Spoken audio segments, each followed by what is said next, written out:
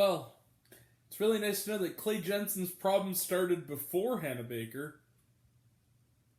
The kid in this looks a lot like Dylan Minnette. That was the joke. Hi, everyone, if he was a lot younger. Hi, everyone. It's me, Grant, the movie and TV guy. Welcome back. It's nice to see you again so soon. Grant, the movie and TV guy. Today we're talking about another movie. Movies and TVs that we do here, and that movie is Terrifier 2. Terrifier 2 is a sequel to the quite enjoyable and quite modest, very brief 2016 splatter movie, and boy was there a lot of splatter, Terrifier. And this film is directed like the first film, and written by Damien Leone, who's a sick motherfucker. I'm just, holy shit. So Terrifier 2 picks up roughly where we left off in Terrifier 1. We see Victoria, who is now the hero from the last film, is the disfigured woman, and Art the clown, the sadistic, pantomiming, butcher-loving Art the clown, is somehow inexplicably resurrected. We then, after he does his bloody work with his latest victim, and meets a strange little girl who's an awful lot like him that maybe only he can see. We then go to our new lead. She is Sienna Shaw. She is played, I think, in the film's best performance outside of Art the Clown by Lauren Lavera, who is phenomenal in this. Also, David Howard Thornton is Art the Clown once more. She's a young woman. She had lost her father seemingly to suicide. She is with her little brother, who may or may not be going down sort of a scary rabbit hole of serial killer obsession. And a mother who, we'll talk more about the mom later. A mother who is kind of on the brink of screaming at her kids at every 5 seconds. Like, the mom is borderline verbally abusive in this movie. That was the one element I wanted to... But seemingly is loving, I guess. She's going to a Halloween party with her friends where she promises her mom she's not going to get hammered drunk. And her brother wants desperately to dress as Art the Clown because of his new obsession. However, after a very lengthy and very vivid nightmare involving what looks to be a children's restaurant that leads to a pretty horrifying massacre at the hands of Art the Clown, in this dream sequence, it almost starts a fire. Other weird things are happening. Dead animal carcasses show up in the hands of the younger brother just in time for him to be caught and possibly suspended by the school. Could all these coincidences be tied to the fact that Art the Clown has returned and maybe is destined to a epic battle with Sienna, who may or may not be somewhat of a superheroine, much like her father's creation? Did her father predict the events to come, and can she defeat the psychotic Art once and for all before he dismembers everyone she knows on Halloween night, no less? Let the mayhem, and I mean mayhem, begin. So Terrifier 2, I think, might actually be the goriest slasher movie ever. At least or at least close to it. This movie, god damn it, this movie's fucked up. I mean, like, prepare yourselves. Like, if you're going to see this movie thinking, like, oh, it's like Scream, where maybe someone will get stabbed, maybe someone will get, like Barbarian, where someone gets their eyes squished. Oh, man. Art doesn't just kill people, he overkills people. Okay, there's one scene in particular where I saw people who had tattoos all over the face, nails in every, hole that was visible and maybe invisible, who went, damn, at one part, involving one of Sienna's friends, that is really sadistic and really fucked up.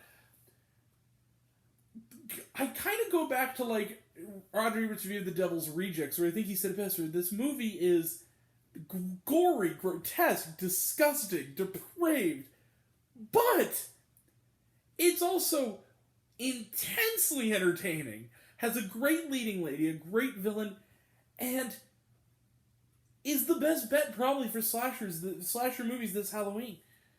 Terrifier 2 was, God help me, I promise I'm not a psychopath, a really enjoyable time with a packed audience. I really enjoyed this film. Now, and I do think in a lot of ways it's better than Terrifier 1. Yes, I've seen Terrifier 1. Now, and it's also unrated. I think the reason is because if they rated it, it would have been NC-17. Like, I'm telling you, that's how extreme the gore is here. Now, this movie does have problems, absolutely. First off, with the exception of the lead lady, the acting is not really this movie's strong suit, especially the mother. The mother kind of grated on me after a while, and she was just kind of unnecessarily kind of mean to all her... A lot of the adults were. A lot of the adults in this movie were always yelling at kids. Like, it wasn't even like... This is kind of like what this movie is. It's not like when they're actually doing bad things. It's literally like, hey, can I have some breakfast cereal? Oh, I'll just go on and pour some breakfast cereal. God damn it. It's like, Jesus Christ, people. Like, just chill out. Like, it is, like, the mom, like, it's kind of crazy. The mom acts like she is constantly on the brink of having an aneurysm-level screaming match at her kids. She does not need to be overdoing it that much. But, at the same time, so that's the other problem is, and a lot of people don't know this movie is 2 hours and 20 fucking minutes long. It does not need to be. This movie, you could have cut 40 minutes out of this.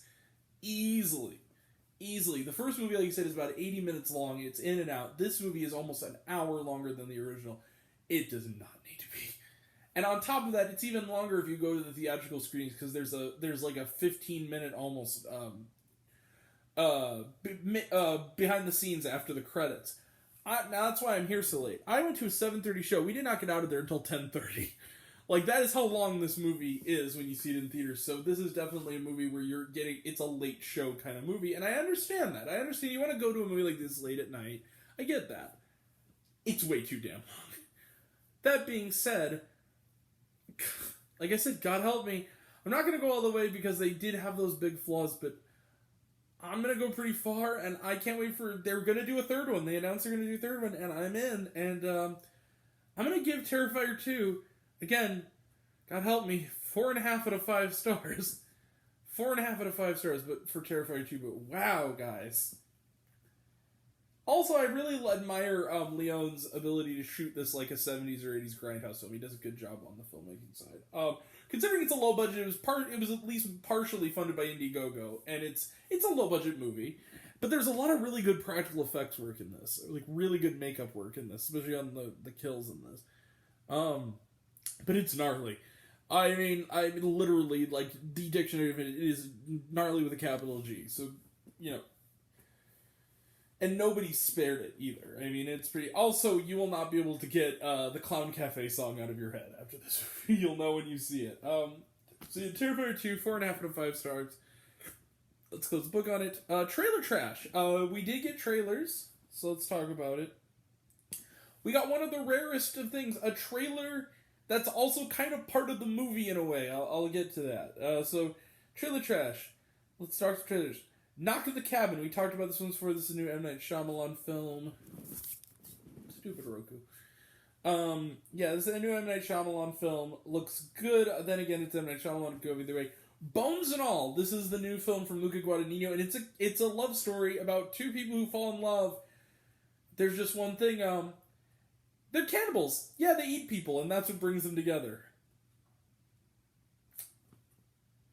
Okay. They're played by Taylor Russell and Timothée Chalamet. Both phenomenal actors. Luca Guadagnino is a phenomenal director. So, yes, I'm going to go see it. I love Luca Guadagnino. He's one of my favorite filmmakers. So, yeah, I'm looking forward to that one. It's going to be fucked up, but I'm looking forward to it. The Menu, we talked about it, looks good. Apparently, it's produced by Will Ferrell. I found out the other day on IMDb. What?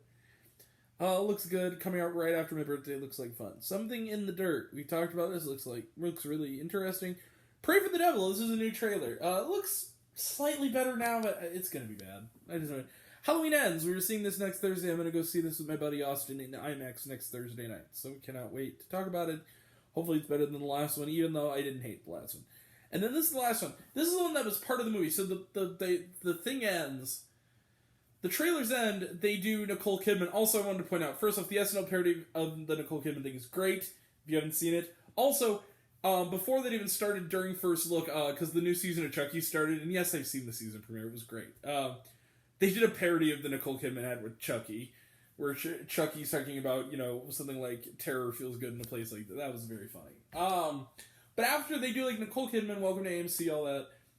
And then there's this other trailer that is mostly sounds of people panicking and critic quotes. And I honestly thought the movie had started. It looked like opening credits. Like, they did the opening logos. And then it said it was a movie. And they show you 2 shots of footage. It's like a cave and a woman walking through the desert. It's called The Outwaters. I had to look it up. This looks really interesting. I wonder how big a release it is, because this movie was booked by the distributor of this film was bloodydisgusting.com, the horror website, and this other movie was too. So maybe it'll come here for at least a couple nights. Hope so. I want to see that one. All right. And was there shawarma? Yes, along with the making of, midway through the credits, there is like a 7 or 8 minute scene that sets up Terrifier 3, and it's also pretty grotesque, with Chris Jericho in it. So yeah, that's basically the ending of the movie. So yeah, that's what we're sticking around for, absolutely. Yeah, that's it. We'll be back later tonight, if not tomorrow, if not sometime this weekend for Werewolf by Night. We'll also review tomorrow for Amsterdam, and later this weekend, or sometime early next week, we'll have a review of Hellraiser, the remake, which is now on Hulu. That'll all be next time, and until next time, I'm Grant, the movie and TV guy. I see it all. I'm happy to share it with you. I love you all. I appreciate you all. Of Outclass's Minutes, I love you 3000. Be kind to one another. If you like this video, give it a like if you want to. Give it a subscribe if you want to. Give it the bell. I don't know what it does that's supposed to do, or so I've been told. Leave a comment, even if it's, hey Grant, I like waffles. That really helps out. If you want to find me elsewhere, reviews, lists, and other fun stuff, you can check me out on letterboxd.com at Raised on Popcorn with Grant. You can find me on Facebook, Raised on Popcorn with Grant. Check me out what I'm watching on Serialized, on TV rather, on Serialized. I'm all one word, all lowercase, Raised on Popcorn. Check out my podcast, Raised on Popcorn, the podcast on Spotify and Anchor. Some of you already have, but even if you haven't, take care of yourself, take care of your mental health. It's incredibly important, and I want to know down below. What did you think of Terrifier 2? Did you like the movie? Did you hate the movie? Think my opinion's good? Think I'm full of shit? Comment below, let me know. And until we meet again, we're all raised on popcorn. Make my life extra better. Catch you guys next time. Take care. See you in a round. Bye.